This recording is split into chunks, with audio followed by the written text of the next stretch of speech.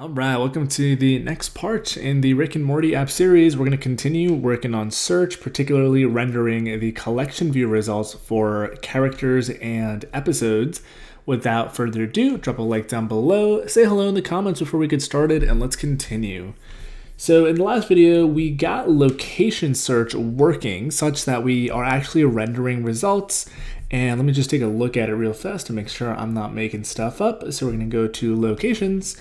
I'll type in Earth here, hit search, and boom, we get some locations out. Beautiful.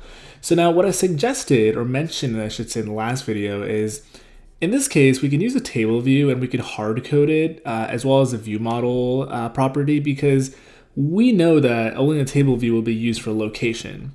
For characters and episodes, it's not quite as simple. And the reason for that is that we're going to have one collection view. Otherwise, it'd be kind of silly to have multiple, and we need it to be somewhat robust so we can handle the results for either case, both characters as well as episodes. So let's get to it. I'm going to close these up, and we're going to open our file navigator, and let me jump into the results view here. And essentially what I will want is a collection view. Now, to make our life simple, I'm going to copy and paste that collection view from our character views. So here we have character list view, and then we have a collection view cell. So I'll jump into here, and I'm going to steal this collection view. And what you'll notice immediately is that we are using a collection view flow layout. So we'll want to handle varying layouts, and I'll describe what I mean by that momentarily. So let me copy that, jump back to the results view, and I'll paste it here. The other thing we'll do with this collection view is, let's get rid of this alpha. It will be hidden. We're registering a character collection view cell. We're also registering this footer loading thing for pagination, so I'll leave that. But in addition to the character cell, we also want to register the episode collection view cell, because we're going to use that cell for the case when we have search results for episodes. So it's character episode collection view cell. And let me make sure this has a identifier. Cell identifier. Looks like I spelled that wrong actually, which is why the autocomplete was yelling at me. And let me make sure everything else is correct on here. We need to set up its constraints. So let's add this as a subview. We'll add that as a subview like so. Continue onward. And in setup collection view, we'll want to say delegate and data source. But before I actually do that, I'll just do reload data here. And let me just add some constraints. Maybe I can get away with actually copy and pasting this and simply changing this here. Pro tip, if you hit Option and drag, you can have multiple cursors like so. And I can just paste all four of these lines like that without having to type it over and over. So let me hit Command B to build, make sure our app is indeed building. And what I'll do is we need to give this a run. So when I give it a run, when I say setup collection view, we want to say self.tableview is hidden is true, self.collectionView is hidden is false. Down here, we also want to now handle the collection view that we now have. We're going to say is hidden is true. And just for simplicity's sake, let's set a background color on this just so we can see it. So I'll make it red. So cool, so let me go and give it a run. I'm gonna search for some characters in here, and I expect to see a red thing pop up, which indeed we do. Awesome. So we copied our collection view from the character view. One thing I wanna confirm is, so in this case, right, in the character copy paste, what we've done is we have copied the flow layout here as well. But what you'll notice is that there's no item size specified. If I recall correctly, what we did is, there is a function for item size, and we've actually provided the implementation for that somewhere either in here or somewhere in the controller to enable our collection view to figure out how it should be rendered. So here we have our collection view. Let me see what's going on. So here we have our view model delegate set up. We have set up collection view. Let's see what's going on in here. All right, so this is setting the data source and delegate to our view model. And we're gonna jump into that view model and see what we've done in here, because I don't actually remember at all. So we'll come into here and there should be some implementation like so. And there is our delegate flow layout. And that function, what we've done is presumably provided a CG size for our cell, which is this function I am looking at right here, which is reference size. So this is reference size for footer. This should also be one for our item. So here we have layout, collection view layout, and this one is size for item and index path. Okay. So this is how we are calculating the size for our character collection view cell, which is this cell. Now the reason I went down this rabbit hole is because the way that we're calculating the size for our episode collection view cell is different because it looks totally different, right? So let's jump into here and we'll go into episode list view. And if you take a look inside here, we should have that same function, which is something like size for item, if I can find where on earth I put it. So here we have said that once again, the view model is our data source and delegate. We'll jump into here and there should be a size for item, which is right here. Okay, awesome. So what I am gonna do now is we're gonna jump back to our search results view.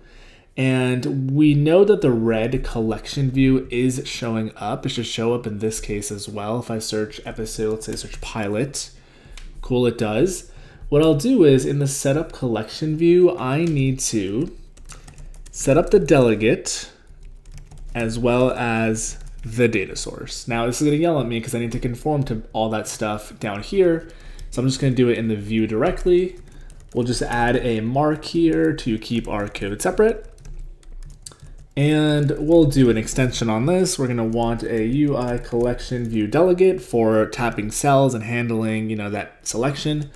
We're gonna want UI collection view data source. And we'll also want UI collection view delegate flow layout. So let's get started with this. So first things first, we're gonna have number of sections will always be 1, which I guess we can just ignore this. We'll say number of items. Let me return 0 for now. We're also going to want cell for item, in which we want to dequeue the proper cell, either a location cell or not a location cell, either an episode cell or a character cell. I'm getting confused myself now, so I'll say character or episode. I just tossed a fatal error in here for a moment so it doesn't yell at me.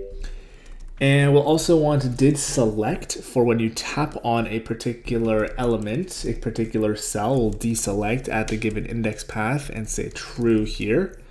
And we'll say handle cell tap. And the most important thing is going to be size for item. Size for item. I swear it exists somewhere in here. So we have reference size, size for item. Okay.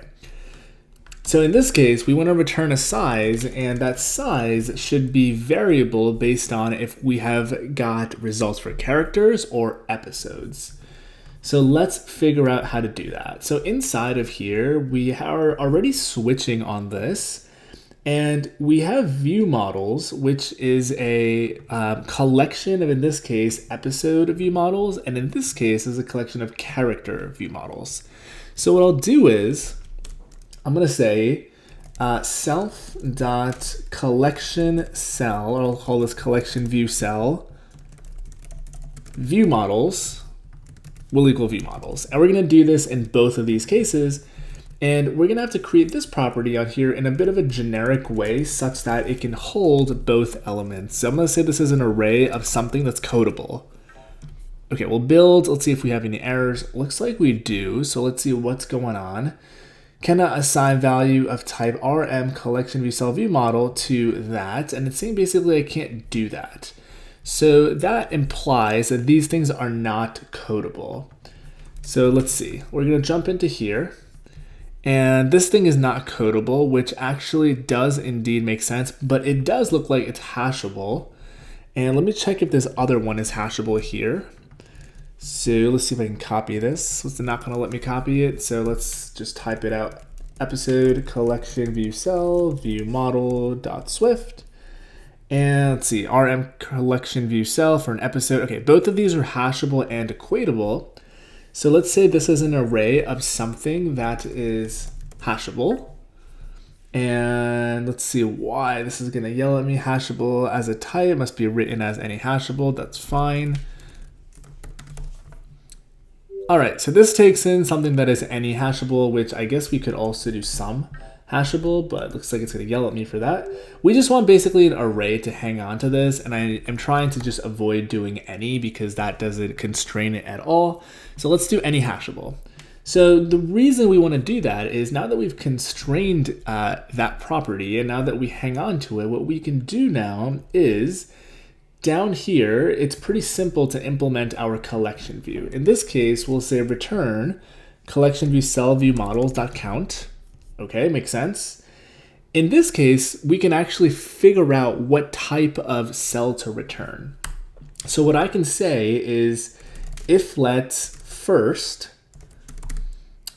equals from our collection view cell view models that first as, or I guess what I can do one even better. So what I can say is let first object, and instead of doing an unwrap, I can just do it explicitly, because if I am getting a call to this function, that means the number of cells is greater than 0. And here I can say if this is a RM character collection view cell view model, make sure I spelt all that jazz correctly, we know we need to dequeue a character cell. Otherwise, we need to dequeue a episode cell. So let me get this implemented and then we can always come back and clean this up later. So in this case, we'll say guard let cell is going to be our collection view, and we're gonna dequeue a reusable cell. This identifier will be our RM character collection view cell, and we want this to be the cell, not the view model. That's cell identifier. I'm gonna line break all of this because it's getting incredibly messy to read. This will be index path, and we wanna cast this as the appropriate cell. If we're not able to, we'll just error out.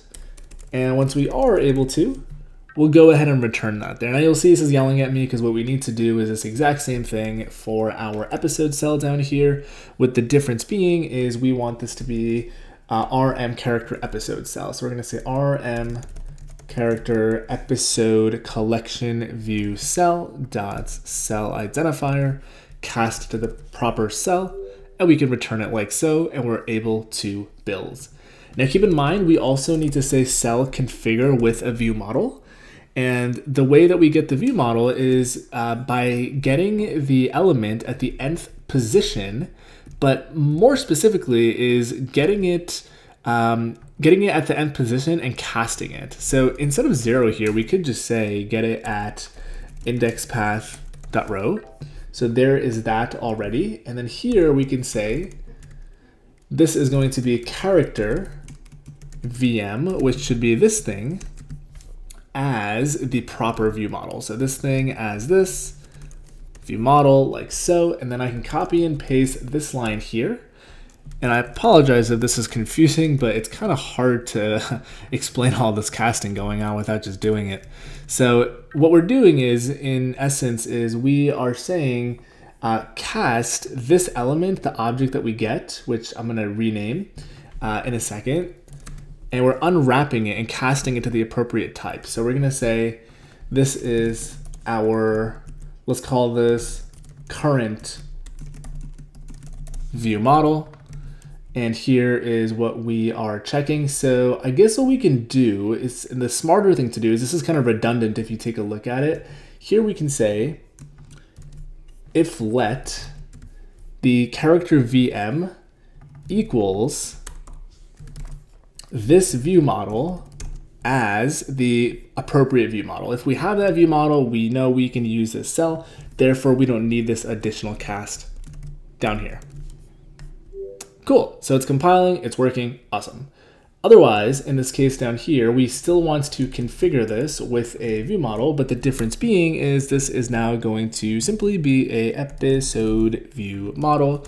And we do need to do this cast unwrap down here. So this is going to be our current view model as this cell view model. And once we have that casted, we can configure it like so. All right, so looking pretty good. Everything is compiling, kind of confusing right now. Let me change the size here to just be something random so we can get it working. And then we'll come back and just fill out that function and probably cut the video there since it's gotten kind of long. So let me search for Rick here. We see a bunch of tiny cells. This is also still red, but at least we're seeing results, which is pretty good. Let's jump to episodes and we'll search in here for pilot and we see a episode cell. It's obviously truncated and we will fix that in the sizing in a moment. Let's get rid of the red background color. Certainly don't want that. Alrighty. So what we want here is the implementation of this function to vary by basically the type of data we have, the thing that is being searched. So I'm going to do the same thing again. So here we're going to get the view model and we're going to say if this is a RM character collection view cell view model, we want to return the character size, otherwise return the episode size, which makes sense, right? So let's copy and paste that. So here we have the character list view model. I'm going to take the size in here, the calculation of this, and we can just simply drop it in here, looking good. And then we'll go to the implementation for episodes. And similarly, I will copy this and we can simply drop it down here. Now you'll notice that in this case, we are getting bounds in both cases. So it's probably redundant. There's slightly different implementations, but we're gonna not copy and paste it. So in that case, we have width. In this case, we have width as well. All right, so I think we're good to go. Let's give this a build and run and we should see appropriate results. So let me search for Morty in this case. And cool, it looks pretty good. We actually got cards back for our characters. I'm tapping on them, nothing happens right now because we have not hooked that up. But let's make sure episodes is working as well. So let's see, I see there's a lawn mower dog episode. So let me search for lawn. We'll hit search and cool, we get lawn mower, the lawnmower episode. It looks like it's slightly cut off for some reason.